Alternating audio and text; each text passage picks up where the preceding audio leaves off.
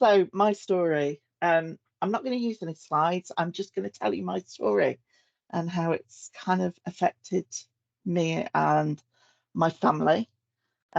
So when I was 18 months old, and you're all going to say, what's this got to do with the menopause? But you'll make understand in a minute.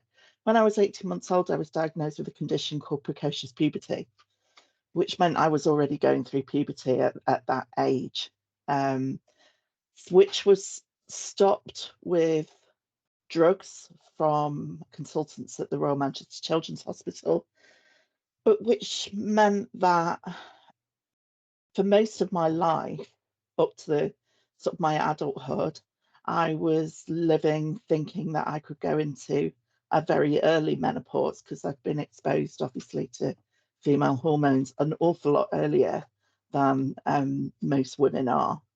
Um, Fast forward to 2000, and I met my husband, and at that point, I'd kind of settled in my mind that I was never going to have children and I was going to go into an early menopause. And in 2005, we got pregnant, which was amazing. And we now have an amazing 18-year-old daughter. Fast forward 3 years, and I get diagnosed with breast cancer. And I was 36, 35, 36 years old, something like that, 33. With a 3-year-old, I'm thinking, oh my goodness, that really sideswiped me. So I went through chemo and took tamoxifen for 5 years. Now, chemo put me straight into a false menopause. I got really hot flushes. I got quite forgetful. I lost my hair, obviously, because it was chemo. It was horrible. It made me really ill. So they put me on tamoxifen 5 years, which is a drug they give to breast cancer patients. And they now give it for 10 years. By the end of the 5 years, I was like, no, I don't want any more. I really don't want to take this anymore because it had left me constantly bleeding. And as it turned out, I bled continuously until 2022. It never stopped. And in 2022, I collapsed at home with an even more serious bleed than I already had. I knew something was wrong, and NHS Direct called an ambulance, and I was got taken into hospital. And up until that point, nobody had really listened to me. I'd been to gynecologists, I'd begged for a hysterectomy. Gynecologist had said no because you might want more children. I knew I was never going to have any more children because of the chemo. So we went to hell and back. And I sat there in a hospital bed in the May of 2022, begging this new gynecologist to listen to me. And I actually refused to leave the hospital until she listened to me. And she did. She was fantastic. She put me forward for some tests. And thank God I knew my body as well as I did because they found out I had endometrial cancer. So I went in for a full hysterectomy at the Christie. And by which point, obviously, that put me well into the menopause because I had everything taken out. But I was really struggling. I was having severe mood swings.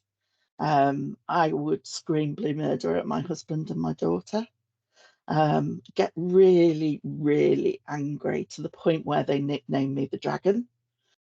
And in the end, I kind of sat there and I've got to do something about this. So I rang my GP and I just said, they were amazing and they know me very well and they listened. And she said to me, right, come in. And I said, I've got to do something. I can't keep doing this because it's ruining my family relationships. My husband and my daughter were really going through it. And because I can't take HRT because of the two cancers, she put me onto an antidepressant. And you know what? It was the best thing she could have ever done, because almost overnight, my mood swings changed. Um, I became a lot more pleasant to be around. The hot flushes that I'd been having overnight, having terrible hot flushes overnight, they disappeared. I haven't had any since the hysterectomy, which has been amazing. Um, but the only symptom that I feel like I've been left with is this memory loss. And I have to write everything down. And I always say to my husband, it's like having a Rolodex in my head. When I try and think of something, I can flick through the Rolodex to find out that bit of the memory. It's in there somewhere, and I know I can see it, but I have to spend a few minutes thinking. The biggest thing for me with menopause was that it knocked my self-confidence. I I kind of lost me a little bit along the way. In some respects, the hysterectomy did me the world of good because obviously I stopped bleeding.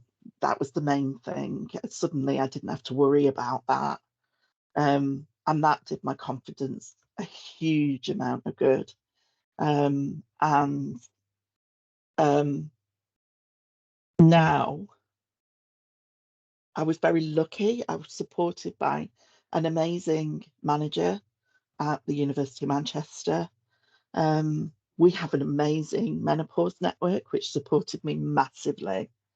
We've signed the menopause charter, all sorts of things like that. So we get loads of support here. But I started to see my confidence coming back. And now I've got this really amazing job, and I stand up and I talk to people and I tell my stories, because I also live with disabilities as well, as any of you who heard me on Corinda's podcast will have heard. Um, so menopause has kind of been a double-edged sword for me. Some of it has been horrific, and I don't want to frighten anybody who's going through it, because my story is very personal to me, and it is absolutely not everybody's experience of it. But the other side of that sword has been that I'm now a much better person. I'm a happier person, and I'm really becoming successful. And that means an awful lot to me. And my family relationships with my husband and my daughter are now fantastic. I'm not the dragon anymore. So, if you're going through menopause, if you've got any symptoms that you're not sure about, the biggest piece of advice I can give you is go and see your GP. And if they don't listen, stamp your feet and say, I know my own body, listen to me. Because all of us women, we all know our own personal stories. We all know what our own bodies do. And we have to make the medical world listen to that. We are our own subject matter experts. So mine's very brief, and it's just to give you kind of an idea of my story, because I'm sure that Babita and Nikki have much more to say. So yeah, I just wanted to give you kind of an idea of my lived experience as a disabled person going through the menopause as well.